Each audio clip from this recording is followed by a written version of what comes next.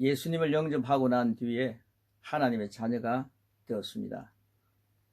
여러분, 하나님의 자녀가 되었다는 사실은 이제 하나님의 자녀의 권세자가 되었다는 것이죠. 그런데 자녀를 키워보신 부모님들은 아십니다마는 아이가 10년 지나고 20년이 지나도 항상 젖먹은 아이로만 있다면, 그리고 유아 시절로만 계속 있다면, 머물러 있다면 부모님의 마음은 어떠하겠습니까? 예수님을 믿어 하나님의 자녀가 되었습니다.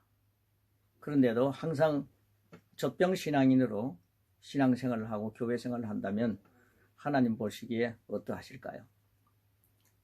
우리 하나님은 예수님을 믿고 난 뒤에 예수 그리스도의 장성한 분량까지 자라가기를 원하십니다.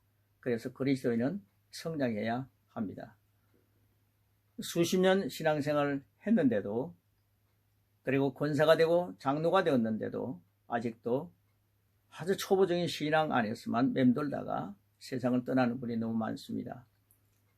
그들을 어떻게 가르쳐야 하겠습니까? 목사님 자체가 그리스도의 장성한 분량까지 성장해 있어야 하지 않겠습니까?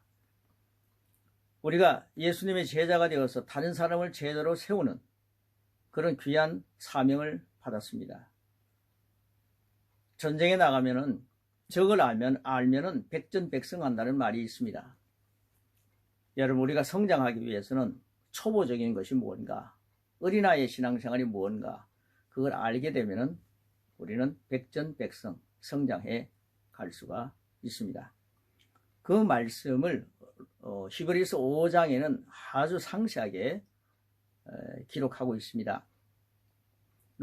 히브리서 5장 12절 있는 말씀부터 제가 읽어드리겠습니다. 현대어 성경인데 참 상세하게 잘 기록이 되어 있습니다. 여러분은 벌써 오래전에 그리스도인이 되었습니다.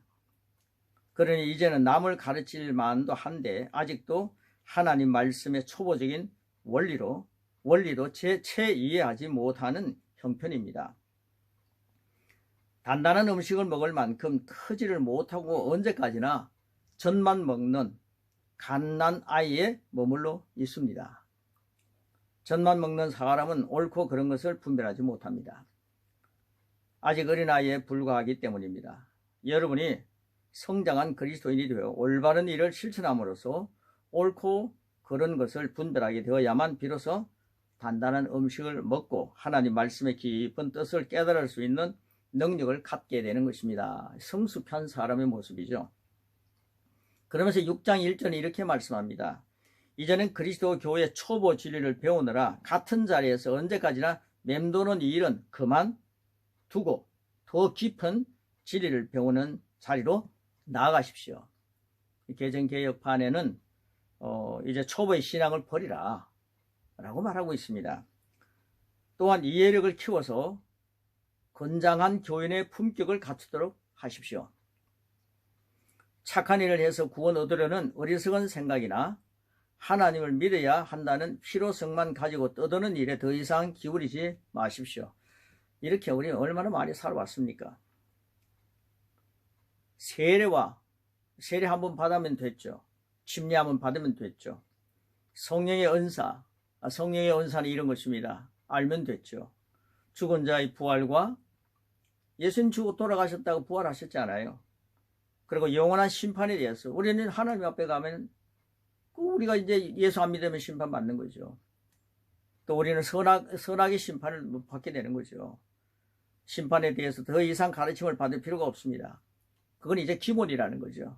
그 기본을 딛고서 주께서 허락하신다면 이제는 다음 단계로 나가야 합니다. 우리 다음 단계로 나가는 것에 대해서는 별 관심을 갖지 않고 계속 그 자리에서 맴도는 신앙생활을 해온 저 자신의 모습, 수십 년간 저 자신의 모습을 보면서 또 그렇게 살아가는 많은 성도들을 보면서 젖병 빠는 신앙인이다 라고 하는 것이 닉네임으로 주어지기도 했습니다. 이제 여러분 성장해 가기 위해서 초보 신앙이 뭔가, 어린 신앙이 뭔가 알게 되었습니다. 이제는 이 말씀을 딛고 그리스도의 장성한 분량까지 자라가는 그런 내용들을 계속해서 조금씩 전하도록 하겠습니다. 다음 시간에 뵙도록 하겠습니다. 찬송가에 보면은 찰싹거리는 작은 파도 보고 마음이 약해서 못 간다. 언덕을 떠나서 장파에 배 띄워 내 주의 손에 바다로 내 맘껏 져가라. 우리가 가는 길은 너무나도 많은 풍성한 길입니다. 이제 장성한 분량을 향해서 전진합시다. 다음 시간에 뵙겠습니다. 샬롬.